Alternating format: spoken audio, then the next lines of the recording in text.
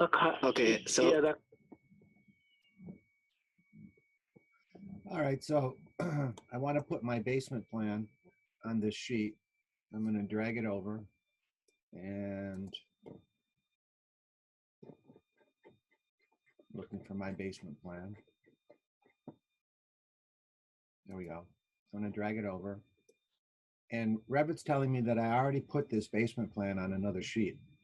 So I can't put the same basement plan on this sheet. So we can only load our work onto one sheet. If I wanted to put another one, I'd have to duplicate this and then I could put that copy of it on there. But they're telling me it's on sheet 210.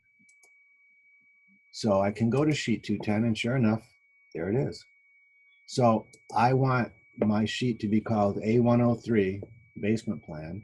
So I'm going to delete A103. So I'm going to delete A103.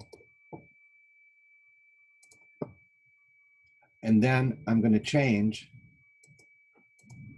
where it is. I'm going to change that to A103.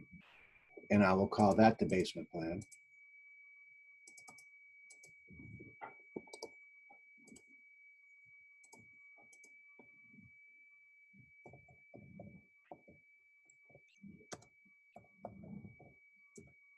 Okay, so now when I go to A103, I have my basement plan.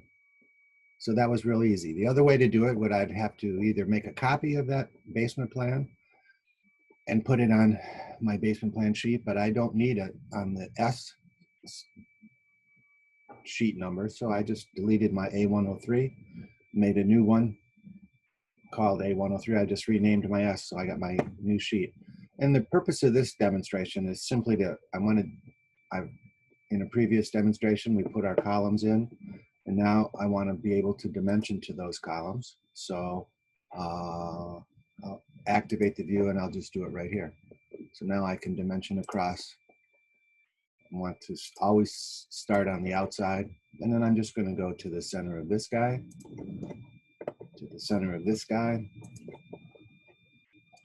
and this guy, and this guy, and then back to this wall, all the way through. It's a 1 foot. So now when when the people are putting in their footings, they'll know the center line of all of my columns. And they'll be putting in the pad footings underneath here. And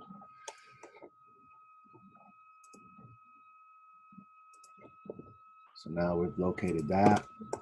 We're going to locate the next one very simply.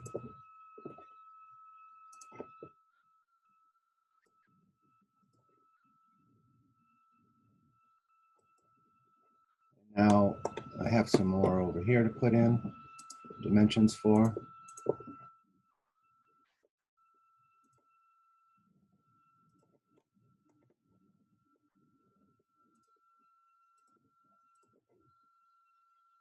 They don't care about the stairs.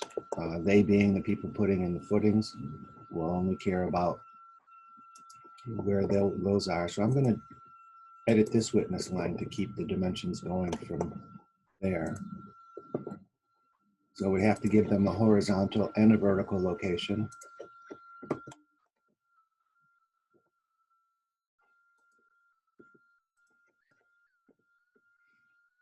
And I'm going to take it back to this. I could take it over here too, but I think this would be the more appropriate location.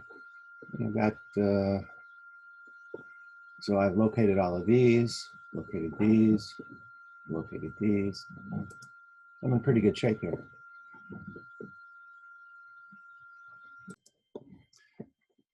So I have my dimensions in there, but I want to see the pad footings underneath here, and I want to see the other side of the footing here too. So I simply go over to the properties box, and I'm going to look for show hidden lines.